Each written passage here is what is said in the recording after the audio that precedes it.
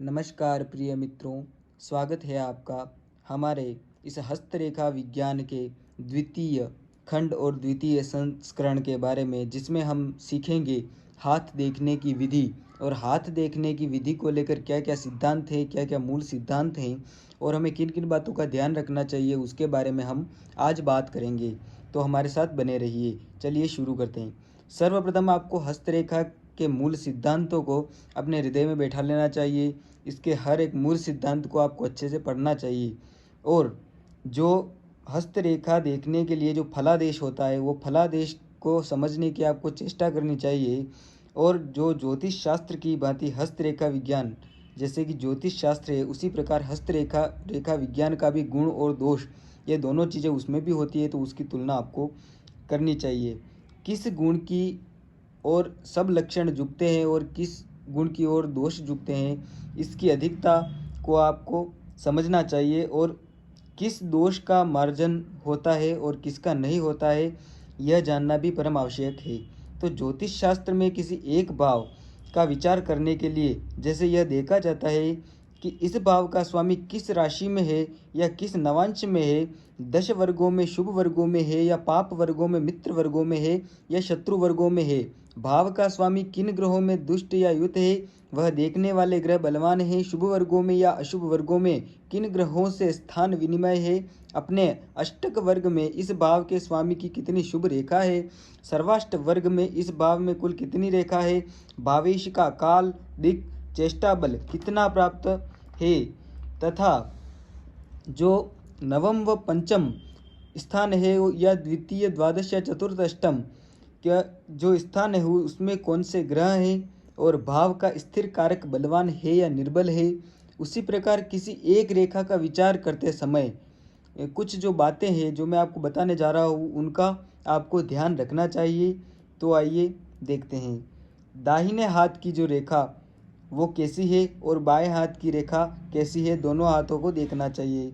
हाथों का आकार कैसा है, उंगलियां मोटी है या पतली है, अंगुलियों में गांठें कितनी है या नहीं है, उंगलियों के अग्रभाग कैसे हैं, चौकोर नुकीले आगे की ओर फैले हुए तथा नाखून कैसे हैं, इन सब बातों का आपको ध्यान रखना चाहिए। और इसी के साथ हाथ चुस्त है या ढीला है, मांसल है या सूखा है, हथेली का रंग कैसा है, लंबी है या चौड़ी है, हथेली का मांस सख्त है या मुलायम है, इन बातों का भी आपको ध्यान रखना चाहिए। उसके बाद आपको हाथों में ग्रह क्षेत्र कैसे हैं उनका ध्यान रखना चाहिए। ग्रह क्षेत्र अपने अपने स्थान पर उच्च या फिर कुछ सरके हुए या फिर अंदर दबे हुए हो सकते हैं, उसके लिए आपको देखना चाहिए। हाथ में या अंगुलियों पर कोई विशेष चिन्ह है या नहीं है, यदि है तो वह किस स्थान पे है और कितने चिन्ह हैं, इन बातों का भी आपको ध्यान रखना चाहिए। ये सब बातें हम आगे पढ़ेंगे। उसके साथ ही हम जो मूल सिद्धांत हैं उनको भी पढ़ेंगे। तो उसके लिए आपको किन किन बातों का ध्यान रखना चाहिए, वो उन बातों पर हम थोड़ा जोर दे रहे हैं। तो हाथ में जिस रेखा का विचार आप कर रहे हो, उस रेखा से मिलते जुलते हुए हाथ के अन्य लक्षण हैं या उनसे विरुद्ध है, इस बात का ध्यान रखना चाहिए। शरीर तथा मुखाकृति के क्या परिणाम निकलता है, इसका भी आपको ध्यान रखना चाहिए। ये सब बातें ध्यान में तभी रह सकती है जब बारंबारता से हम जिस प्रकार से किसी का हाथ देखते हैं, तो हाथ देखने के एक या दो हाथ देखने से आप परिपक्व नहीं हो सकते। तो इसीलिए आपको या किसी पुस्तक को पढ़कर आप ऐसे ही हाथ नहीं देख सकते, आपको 2 या 3 हज़ार हाथ देखने की आवश्यकता है। उसके बाद ही आप अच्छी तरीके से किसी भी हाथ को देखते ही उसकी पूरी व्याख्या, उसका पूरा जीवन, उसका पूरा फलादेश उसके सामने रख सकते हैं। उसके लिए एक उदाहरण है, जैसे पाक शास्त्र की पुस्तक पढ़ लेने से कोई भोजन बनाने में चतुर नहीं हो जाता, उसी प्रकार केवल हस्तरेखा की 1 या 2 पुस्तक पढ़ लेने से या फिर 1 या 2 वीडियो देख लेने से कोई परिपक्व नहीं हो जाता।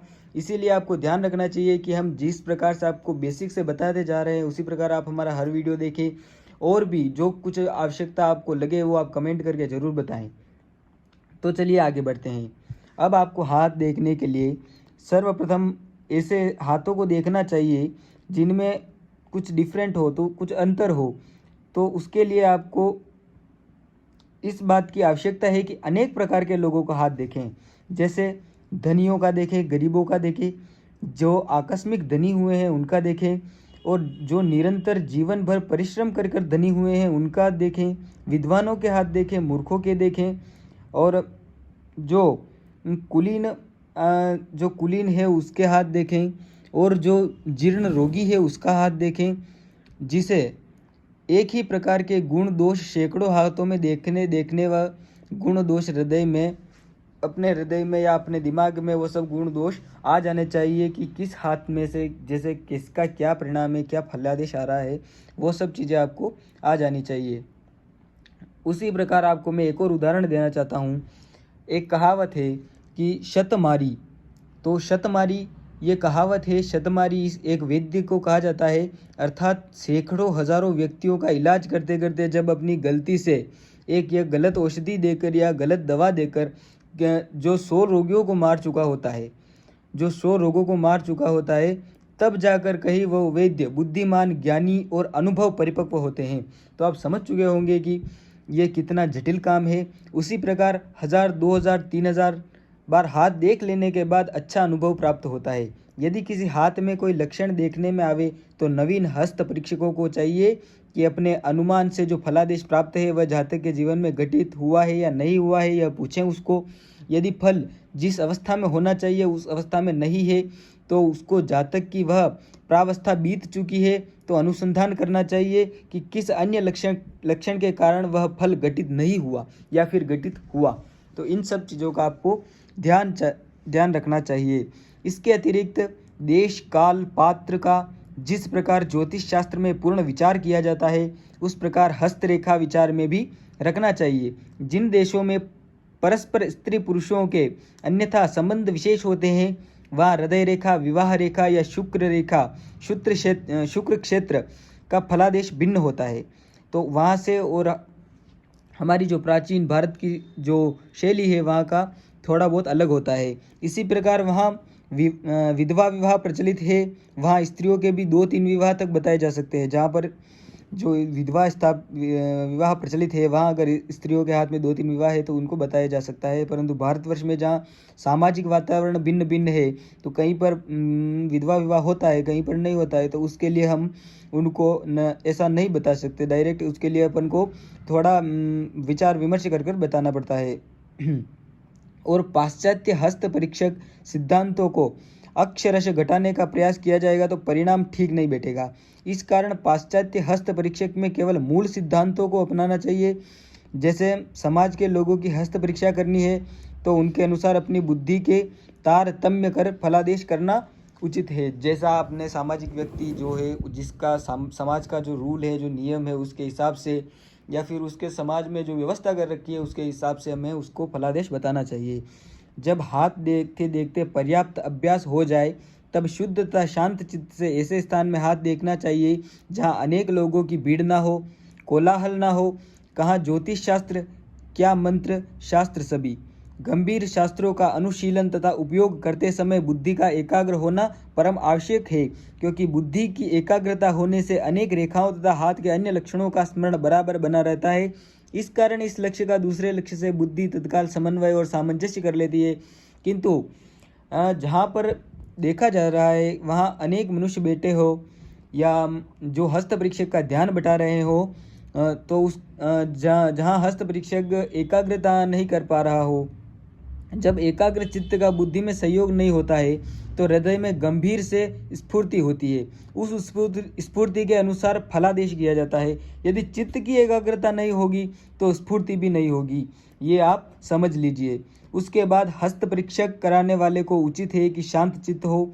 जो हस्त परीक्षक करा रहा है या जो अपना जजमान है उसको यह चाहिए कि उसका चित्त शांत हो और फल फूल द्रव्य भेंट कर हस्त परीक्षक को नमस्कार कर विनती भाव से शुभाशुभ फल पूछना चाहिए। इससे उसको शास्त्रों का दोष नहीं लगेगा। उसी के साथ शास्त्रों में यह जो लिखा है कि सभा में विद्वानों के बीच मूर्खों की मंडली में हाथ कभी ना देखना चाहिए, क्योंकि मूर्खों के बीच में अगर हाथ देखोगे तो वो आपका उपहास करेंगे और अनेक विद्वानों के बीच बैठने से आपके मस्तिष्क का प्रभाव आपके मस्तिष्क पर प्रभाव पड़ेगा और आप अच्छी तरीके से हस्तरेखा नहीं पढ़ पाओगे और हस्त परीक्षक के विचार स्वभाव रीति में एकाग्र नहीं हो पाते हैं। तो विचारों की एकाग्रता के बगैर बुद्धि से शुद्ध संयोग नहीं होता है। जिस समय हस्त परीक्षक हो उस समय क्रोध, भ्रांति, उद्वेग, भय, लज्जा, घृणा, अवहेलना या त्वरा नहीं होनी चाहिए। ये कोई भी भाव अपने मन में नहीं होना चाहिए। यदि हाथ देखते देखते कौटुंबिक परिस्थितियाँ ऐसी हो जाए कि बाहर से कोई मेहमान आ गया है हाथ देखते देखते, या फिर कोई सहसा बीमारी की चिंता के कारण उद्वेग हो गया हो, तो हस्त परीक्षक को यह चाहिए कि वह उसी समय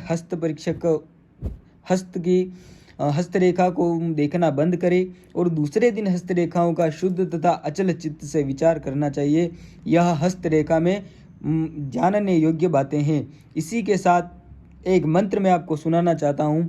हस्तम श्रीफलः पुष्पादि प्रपूज्य विनयान्वितः।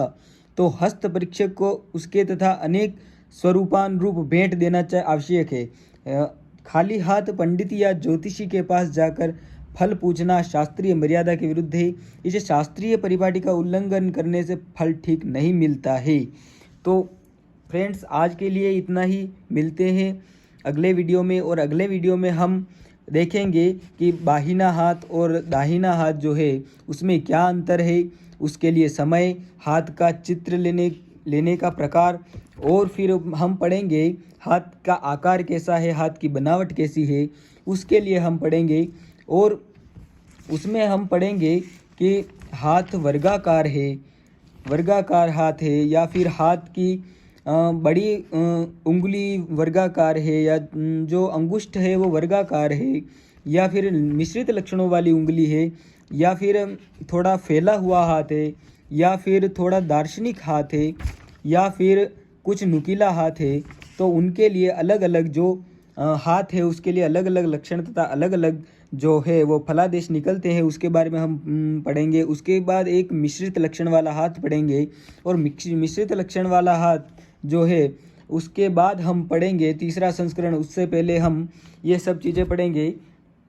तो उसी के लिए आप हमारे साथ बने रहिए वीडियो में, और हमारे आने वाले वीडियो को देखने के लिए हमारे चैनल को सब्सक्राइब और शेयर ज़रूर करें, और बेल आइकन को भी दबा दें। इसी के साथ धन्यवाद।